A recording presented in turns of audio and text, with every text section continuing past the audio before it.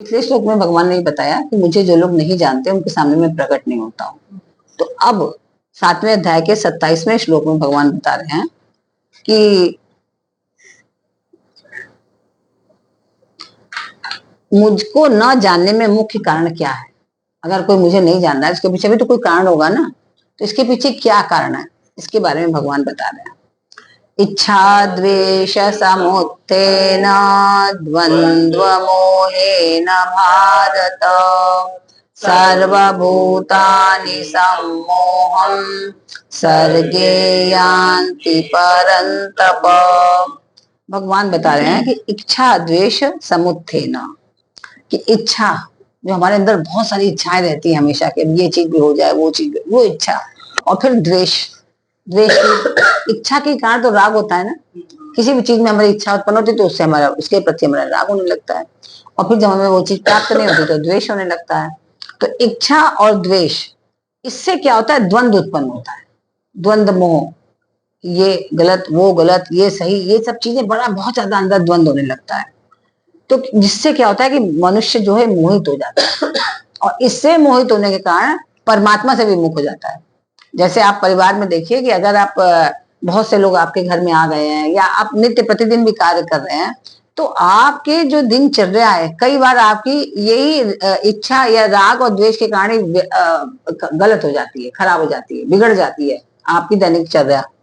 आप एकदम अपने नियम में बंधे हुए हैं, सब कुछ है, लेकिन कोई ऐसा व्यक्ति आपके घर में आ गया या आपके घर में कोई ऐसी घटना घट गई जिसे आपकी दिनचर्या आपने एक तरफ रख दी अपनी, हो गया, देखते हैं बाद में देखेंगे, अभी जो है पहले हम इसको कर लें। वो दृढ़ता नहीं रहती कि हम अपनी इस दिनचर्या को पूरा करके ही करेंगे। अगर अतिथि भी आए हैं तो आप 10 मिनट बैठ लो, 10 मिनट हम अपना आरती का कार्य कर लें, या भागवत जो पढ़ते हैं वो पढ़ लें, या कुछ कर लें, तो आदमी उसको छोड़ देता है। क्यों? क्योंकि राग और द्वेष, अपनी जो इच्छाएं हैं उसके कारण से। आप क्या ऐसा थोड़ी ना कि 24 घंटे में आपको जो एक फिक्स समय आपका जो अपने लिए आपने रखा है, अपने परमात्मा के लिए, अपने लिए, वो तो आप ही के लिए, परमात्मा को क्या, परमात्मा आपके लिए बैठे थोड़ी ना, हमारे लिए थोड़ी ना बैठे हैं। लेकिन वो हम अपने जैसे शरीर की शुद्धि करें, ऐसे आत्म शुद्धि के लिए, लेकिन हम उसी में कटौती कर देते हैं। क्यों? क्योंकि हम उस इच्छा और द्वेष के से सम्मोहित हो जाते हैं, है ना। आपका भी ऐसा होता होगा जीवन में, बहुत बार ऐसा होता होगा कि आपने जो निश्चय किया नहीं कर रहे हैं, उसको छोड़ दिया आपने, जबकि कर सकते हैं, कोई नहीं रोक रहा है आपको। अगर आप जबरदस्ती उठ जाएं कि मैं 15 मिनट में आता हूं, तो कोई क्या कर लेगा, आपका हाथ थोड़ा पकड़ लेगा, है ना। वो आपकी दृढ़ता है, लेकिन आप कहाँ सम्मोहित हो गए उसमें, और अपने जो आपकी जो दृढ़ता थी उसको छोड़ दिया आपने। तो आप कहाँ आ गए, द्वंद में। आपके अंदर अंदर द्वंद चल रहा है, मैं अभी करूं, उठूं कि मैं इन्हीं को अटेंड करूं, अंदर द्वंद चल रहा है आपके, और द्वंद से आप सम्मोहित हैं। तो जिसके कारण जो है भगवान से आप विमुख हो जाते हैं। भगवान से कहिए या अपने उस दिव्य कर्म से कहिए, है ना, उससे विमुख हो जाते हैं आप। तो विमुख होने से क्या होता है कि बार बार संसार में जन्म लेना पड़ता है फिर हमको, क्योंकि हम द्वंद में जी रहे हैं इस कारण से। तो मनुष्य को संसार से विमुख होकर केवल भगवान में लगने की आवश्यकता है।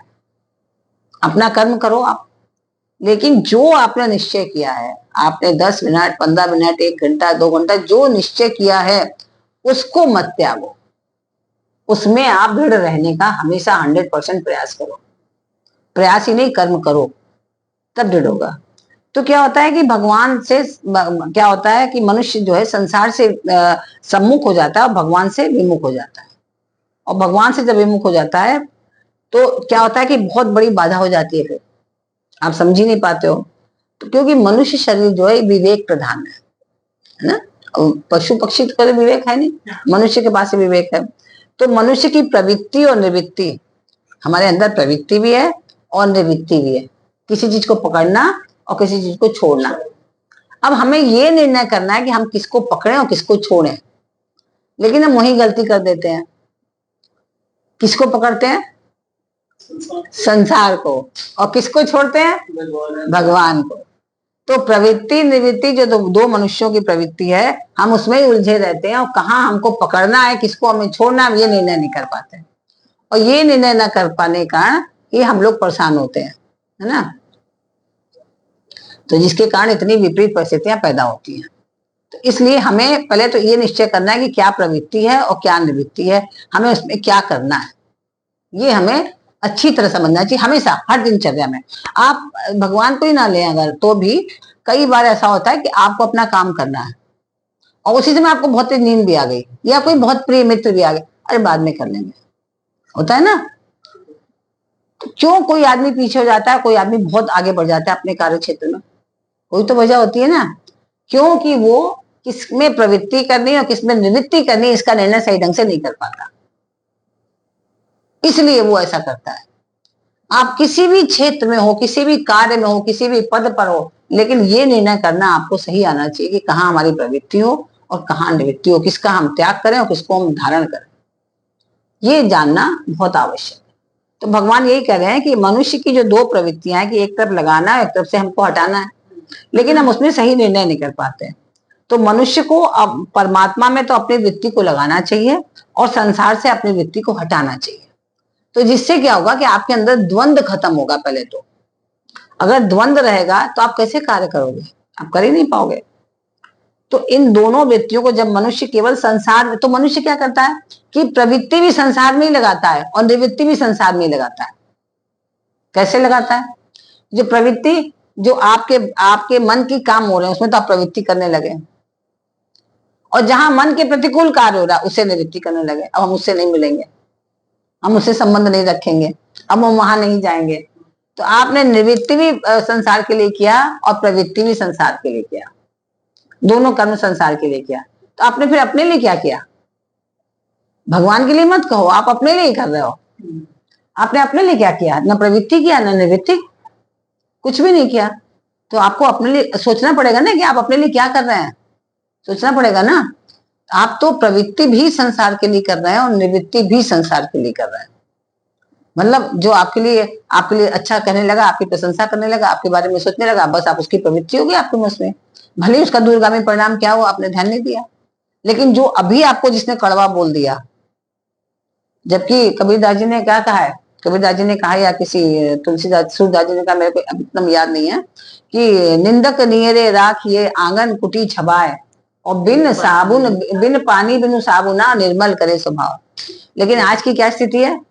आप जरा सी निंदा करो, आपसे तुरंत भागेंगे दूर, कभी नहीं आएंगे, आप तुरंत निवृत्ति कर लेंगे, कैंची से काट के दूर फेंक देंगे आपको। वो संबंधी आपको कभी प्रिय ही नहीं होंगे जो आपकी कमी को उजागर करें, कहेंगे आप हमसे संबंध हटा दीजिए, कितने भी प्रिय आपके होंगे, जबकि वो तो आपकी कमियों को दूर कर रहे हैं ना। अपनी कमियों को दूर करो, उससे निवृत्त हो जाओ इसलिए, और प्रवृत्त हो जाओ सत्कर्मों पर। तो हम मनुष्य जो है अपनी प्रवृत्ति और निवृत्ति का निर्णय नहीं कर पाते, तो क्या होता है, प्रवृत्ति भी और निवृत्ति भी दोनों संसार के लिए ही करते हैं, है ना। हमें कहाँ करना ये नहीं पता। तब क्या होता है कि परंतु इन दोनों वृत्तियों को जब मनुष्य केवल संसार में ही लगा देता है, तब वही प्रेम और वैराग्य क्रमशः क्या होता है कि राग और द्वेष का रूप धारण कर लेता है। और जब अगर ईश्वर में लगाए और परमात्मा में लगाए तो वो प्रवृत्ति क्या होगी, प्रेम हो जाएगा। और संसार से निवृत्ति करे तो क्या होगा, त्याग हो जाएगा वो, है ना। कितनी बड़ी चीज हो जाएगी कि आपकी राग द्वेष से मिट करके प्रेम और त्याग में परिणित हो जाएगी चीजें।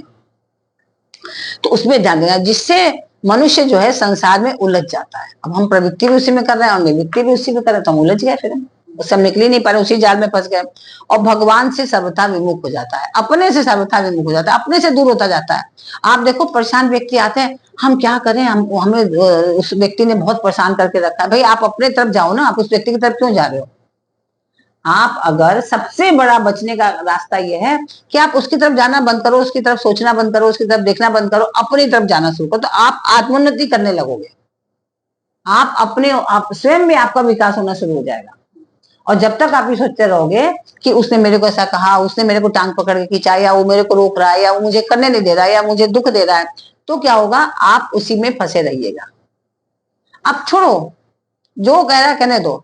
तो वो खुद एक दिन घबरा जाएगा, सोचेगा कि अरे इसने तो मेरी इतनी बातों का ध्यान ही नहीं दिया, कहां से कहां पहुंच गया वो व्यक्ति, कितनी उन्नति कर लेगा वो, अगर वो अपनी तरफ खाली सोचना शुरू कर दे, बस उधर नेगलेक्ट करे, उसको ध्यान ही न दे, उसको निवृत्त हो जाए उससे। तो इस तरह से मनुष्य जो है बहुत आगे बढ़ जाएगा। कभी कभी क्या होता है कि हम जो लोग हैं अगर सत्संग में जाते हैं और सुनते हैं अच्छी अच्छी बातें और शास्त्र भी पढ़ते हैं और अच्छी बातों पर विचार भी करते हैं, तो मन में अच्छी बातें हमारे पैदा होती हैं। तो क्या होता है, उनको हम ठीक समझते हैं कि चलो ये तो बहुत अच्छी बात है। जैसे आजकल सब लोग प्रेमानंद जी को सुनते हैं, कहते हैं हाँ बहुत अच्छी बात करें, हमें ऐसा करना चाहिए ना। फिर भी क्या होता है, उसके मन में राग के कारण यह बात गहरी बैठ नहीं पाती, जबकि रोज सुन रहे हैं, लेकिन संसार से इतना राग है कि वो बातें जो सत्संग की हैं, जो ये आपके लिए जो अनुकूलताएं वाली बातें हैं जिसमें हमें प्रवृत्ति करनी चाहिए, वो कभी अंदर बैठ नहीं पाती। क्योंकि वो राग संसार के प्रति है, लेकिन प्रेम ईश्वर के प्रति नहीं है, प्रेम अपने प्रति नहीं है। क्योंकि आप तो स्वयं ईश्वर हो, तो आपको अपने ही प्रति प्रेम नहीं है। आप तो संसार बारी बार देख लो, अंदर देख ही नहीं रहे हो। तो इसलिए वो बातें भी है आपके अंदर बैठ नहीं पाती। सुना तो सही आपने, सुन के लगा हाँ सही, बिल्कुल ठीक बात है, बहुत ठीक बात है, लेकिन बस ऊपर ऊपर, अंदर तक नहीं पकड़ पाए कि हाँ बहुत ठीक। अगर अंदर तक बैठ जाती तब तो उसी के पीछे भाग जाते ना, लेकिन अंदर तक नहीं बैठ पाती है। तो क्या होता है कि ऐसा लगता है कि मुझे तो संसारिक अनुकूलता प्राप्त करना है, क्यों नहीं बैठ पाती? ये लगता है ये बातें तो ठीक है, लेकिन अब संसार में रह रहे हैं तो ये भी तो अनुकूलता जरूरी है, भाई हम ये प्राप्त कर लें। हाँ हाँ, भाई संसार के जीव हैं, तो अभी हमें ये चाहिए वो चाहिए, ऐसे लोगों से ऐसे व्यवहार करें, अपने बच्चों के लिए हम ये कर लें। अभी भी मरणांत पड़े हुए हैं, मरने के लिए पड़े हुए हैं, मृत्यु सैया पर भी आ गए, इतने बीमार है, तो भी लग रहा है कि नहीं नहीं भाई इसका तो ये हो जाए, उसका तो वो हो जाए, उसका तो ऐसा हो जाए। फिर भी चिंतन आपका कहाँ प्रवृत्ति होनी चाहिए, फिर भी समझ में नहीं आ रहा है, फिर भी प्रवृत्ति नहीं है समझ में आ रही है। ये तो हम लोगों के जीवन पर है, लेकिन जो कार्य कर रहे हैं, कार्य क्षेत्र में है, उनको अपनी कार्य में प्रवृत्ति होनी चाहिए। तो कार्य में प्रवृत्ति ना हो करके वो अलग अलग दिशाओं में भाग रहे हैं, पूर्ण रूपेण समर्पित होकर अपने कार्य को नहीं कर रहे, इसलिए सभी प्रगति करके बहुत ऊंचाई पर नहीं पहुंच पाते। कभी कहीं बिखर जाते हैं वो, कभी कोई लड़कियों में लग गया, कभी कोई जुए में लग गया, कभी कोई जो है नशे में लग गया। तो क्या होता है, आप देखो ऊपर से नीचे धड़ाम गिर जाते हैं, रह नहीं पाते जीवन में, उच्च कोटि के पहुंच ही नहीं पाते। क्योंकि वो भी तो एक ईश्वर ही है, जो आपका कार्य है वो भी तो ईश्वर है। उसमें आप सही ढंग से लगे कि नहीं लगे, आपने सही ढंग से काम किया कि नहीं किया। अगर सही ढंग से नहीं किया तो आप धड़ाम से नीचे गिरेंगे, आपकी प्रवृत्ति कहाँ चली गई। और निवृत्ति किसने कर लिया? आपने निवृत्ति तो कार्य से कर लिया, और प्रवृत्ति आप सब गलत कार्यों में कर लिया आपने। तो आपने अपना सर्वनाश तो पहले कर लिया, तो आप आगे बढ़ ही नहीं पाए। तो क्या होता है कि बिना मेरा जीवन, अब मनुष्य क्या कहता है कि अगर मैं ये सब काम नहीं करूंगा तो मेरा जीवन का निर्वाह कैसे होगा, इसलिए मैं संसार में लगा रहा हूं। ऐसा कुछ भी नहीं है कि अगर आप उसमें लगे रहेंगे तभी आपका निर्वाह होगा। निर्वाह तो आपका शानदार होगा ही, क्योंकि आप प्रारब्ध लेके आए हैं अपना। आप जो है अपना प्रारब्ध लेके आए हैं, आपको कहीं से तो मिलेगा ही मिलेगा। आपको ऐसा नहीं है आपके पास या तो ऐसा काम आ जाएगा, या ऐसे लोग आ जाएंगे, ऐसी स्थितियां आ जाएंगी। अगर आपके भाग में राजा की तरह रहना है तो आप रहेंगे, और नहीं रहना है तो अभी समय बांग्लादेशी क्या स्थिति हो रही है, जो अच्छे पूरे इस्कॉन टेम्पल को जला दिया गया, वहां हिंदुओं के मोहल्ले में जा रहे हैं, उन लोगों को जला के मारे। अच्छी स्थिति में लोग होंगे ना, एक मिनट में खत्म सब कुछ, क्या स्थिति होगी। अगर नहीं है आपके प्रारब्ध में लिखा हुआ है कि नहीं है, तो आपको नहीं मिलेगा, चाहे आप कितने भी संपन्न हो, सब कुछ छीन जाएगा। और आपके प्रारब्ध में है मिलना, तो आपसे कोई छीन नहीं पाएगा। तो ये हम समझ नहीं पाते, हम देख नहीं पाते कि हाँ भाई ये चीज भी है संसार में। एक दृढ़ता पूर्वक हमें आगे बढ़ने की आवश्यकता है, एक दृढ़ निश्चय करने की आवश्यकता है, दृढ़ निश्चय करके हम आगे बढ़े। तो उससे क्या होगा कि हम जैसे सुनने पढ़ने और विचार करने पर भी हमें उसकी वृत्ति राग द्वेष रूप द्वंद्व को नहीं छोड़ती है। क्योंकि जब हम संसार में लगे रहते हैं तो कितना भी पढ़ लें, कितना भी समझ लें, हमारी जो वृत्ति है जो सांसारिक संसार की तरफ है ना, तो उसमें ही लगी रहेगी, राग में और द्वेष में। बस या तो किसी से प्रेम करते रहेंगे या किसी से द्वेष, उसी द्वेष में दुखी रहेंगे और मन से हमेशा दुखी रोते ही रहेंगे। बहुत से लोग ऐसे आते हैं जो इसीलिए परेशान रहते हैं कि वो व्यक्ति ने मेरे को ऐसे कह दिया, किसने ऐसे कह दिया। अरे भाई किसने कह दिया छोड़ो, आप अपनी तरफ जाओ, क्या कर लेगा कोई कह करके ना, आप सही तरफ बढ़ो आगे। द्वंद में भी अगर उसका राग मुख्य रूप से एक ही विषय में हो जाए, अगर द्वंद भी उसके मन में है कि राग और द्वेष दोनों तरफ है, और वो संसार की तरफ भी लग रहा है, तो वो क्या होता है कि संसार की तरफ भी जो हमारा राग होता है ना, एक चीज में नहीं होता है, कभी पति में भी है, कभी पत्नी में भी है, कभी बच्चे में भी है, कभी किसी गर्लफ्रेंड में हो गई, कभी किसी मकान में हो गई, किसी गाड़ी में हो गई, किसी मोबाइल में, मतलब एक चीज में प्रवृत्ति नहीं है आपकी। बहुत बिखरे वैसे जैसे लोग हैं सब, है ना, हर तरफ उसकी प्रवृत्तियां हैं।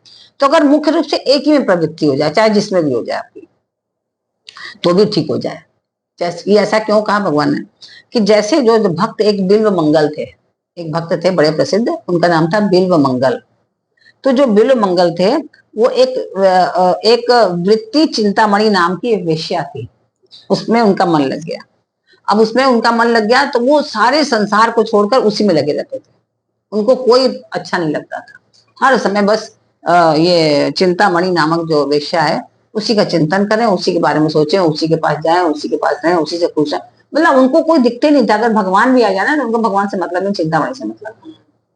तो कहीं जाए तो बस चिंतामणि, पचासों हजारों लोग रहे लेकिन फिर भी चिंतामणि, चिंतामणि के अलावा उनकी मतलब जैसे ऐसे कहते हैं, ऐसे बस देखते रहे चिंतामणि को, देखते रहे चिंतामणि को। तो चिंतामणि को एक बार बहुत ही इन पर क्रोध आया और बोले कि तुम इस हाड़ मांस के शरीर पे इतना प्रेम करते हो, क्या मतलब है तुम्हारा?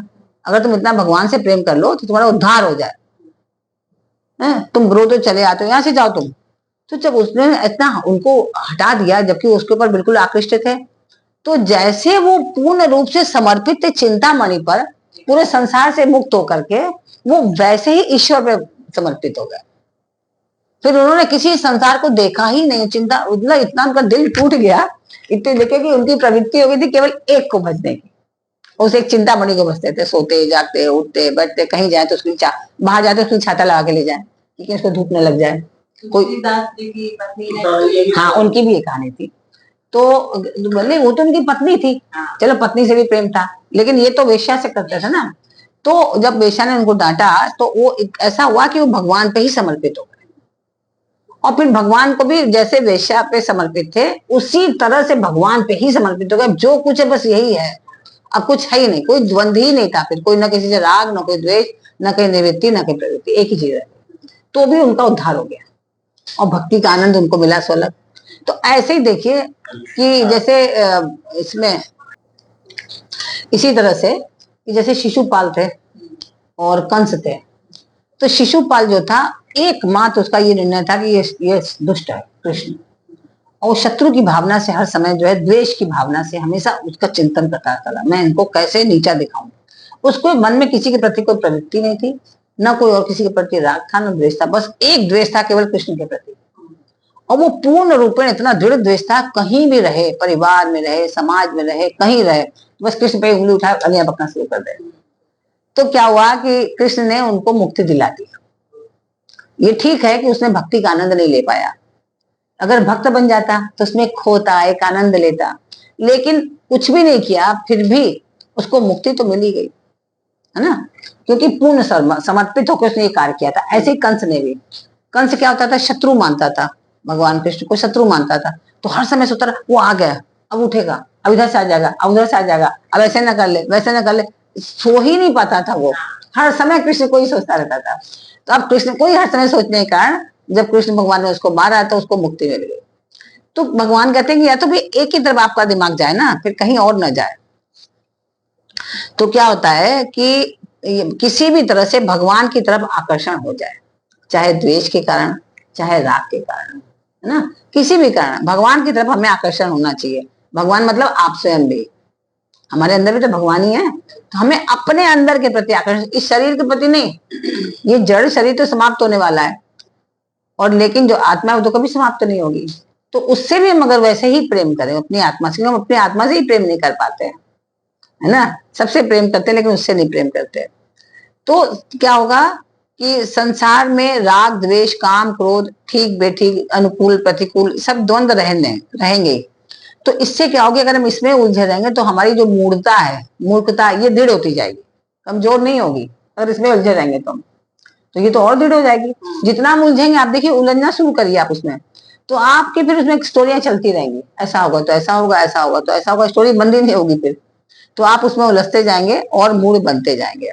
तो उससे क्या होगा कि और पतन हो जाएगा, आप उच्चता की ओर नहीं अग्रसर होंगे, आपका उसमें फिर पतन होता जाएगा। तो क्या है कि यद्यपि संसार बंधन का मूल कारण अज्ञान है, जो संसार बंधन का मूल कारण है वो है अज्ञान। अज्ञानता के कारण हम ये नहीं समझ पाते हैं किसमें हम प्रवृत्ति करें और किसमें निवृत्ति करें। जिनको ज्ञान है उनके संग तो कोई समस्या ही नहीं है, कोई द्वंद्व ही नहीं है, उनको सीधे सीधे अपने रास्ते पे चलते हैं और एकदम आगे बढ़ जाते हैं। फिर भी अज्ञान की अपेक्षा भी मनुष्य राग द्वेष रूप द्वंद्व से संसार में ज्यादा फंसता है। अज्ञान एक कई बार अज्ञानी लोग भी बड़े मस्त होते हैं, उनके अंदर कोई राग द्वेष नहीं होता है ना, लेकिन कई बार अज्ञान से भी बढ़कर ज्ञान है, वेल एजुकेटेड है, फिर भी इतना राग द्वेष है उनके अंदर कि आप कुछ पूछिए मत, उससे संबंध रखना ही नहीं। क्यों नहीं रख रहे हो, क्या द्वेष है, खत्म करो, जो कोई बात हो इसको भूल जाओ, अब आगे बढ़ो आप लोग, क्योंकि वो बात आपको मुक्ति नहीं देने देगी, आपको कभी आपको बार बार बंधन में बांधेगी और बारंबार आप उसी द्वेष के कारण जन्म लेंगे, बारंबार लेंगे। इसलिए अगर ऐसा लगता है कि आपके जीवन में कोई किसी ने आपको क्षति पहुंचाई या आपके प्रतिकूल कार्य किया, तो भी उसको क्षमा कर दो, भूल जाओ। तो क्या होगा कि आपका द्वेष खत्म होगा, तो आप निर्द्वंद हो जाएंगे, आपको मोक्ष मिल जाएगा, मुक्ति मिल जाएगी आपको, है ना। ऐसे ही राग है, व्यर्थ में राग पाले हुए हैं आप, कोई आप पे ध्यान भी नहीं दे रहा, अरे उससे हम बहुत प्यार करते थे। बहुत से लोग अपने नौकरों के जाने पे भी रोने लगते हैं कि हम इतना उससे प्यार करते थे, इतना प्यार करते थे, वो कैसे चला गया हमारा। नौकर तो डॉगी से भी प्रेम करते हैं। हाँ, तो ऐसे करने लगते हैं लोग प्यार ना, तो हाँ, तो उसके लिए इतना इतना रोते हैं। तो वो क्या है, ये राग, ये राग आपको उसकी तरफ खींच ले जाएगा। जैसे भरत मुनि का प्यार राग जो है हिरण के प्रति था, तो हिरण बन गए। अब आप अगर उससे प्यार करो तो आप भी तो वही बनोगे ना, है, तो फिर वही तो बनोगे ना। तो आसक्ति है, हाँ राग है, आप समझ ही नहीं पा रहे हो। आप वो राग द्वेष आप उसमें हो, द्वेष भी आपको वहां तक ले जाएगा और राग भी वहां तक ले जाएगा। इसलिए मुक्ति पाओ, न राग रखो न द्वेष रखो, आनंद में रहो।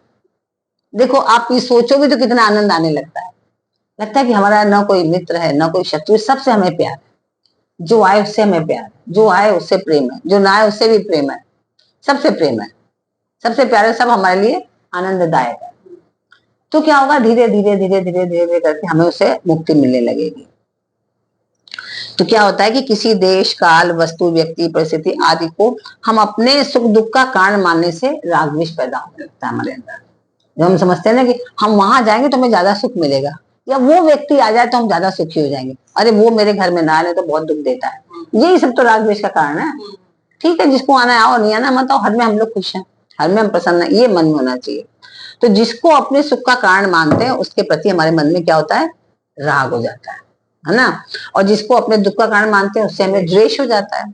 तो राग द्वेष मिटने पर मनुष्य जो है सुख पूर्वक संसार बंधन से मुक्त हो जाता है।